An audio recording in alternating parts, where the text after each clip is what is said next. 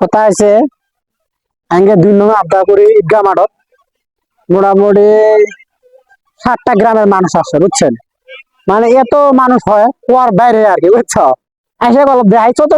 এখন আমরা নামাজ পড়বো, আগে নামাজের টাইম হচ্ছে 9:30 বাজে, 9:30। এখন নামাজের টাইম হচ্ছে মোটামুটি 10 মিনিট বাকি আছে।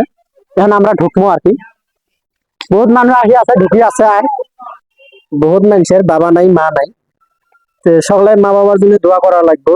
আর আমি শুরু থেকে বড় হয়েছি, মোটামুটি বাবার দেখা পাই নাকি, মনে সে একটা দুঃখ আর কি।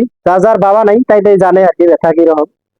তো 1.5 দিন মনে পড়লে মানে অলপ মানে খারাপ লাগে, ফিল মানে একদম কি কই আর সংসারে বাপ মা থাকে পুষে দেয়, তো আগে ওইরকম নাই আর কি।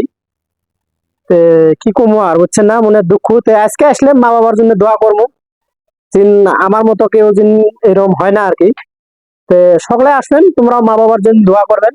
সকলে যারা যারা মা বাবা হারা আর কি, তো তাকে ব্যথা তারা জানবো, আঙ্গি ব্যথা আমরা জানি, তো এইরকম আর কি।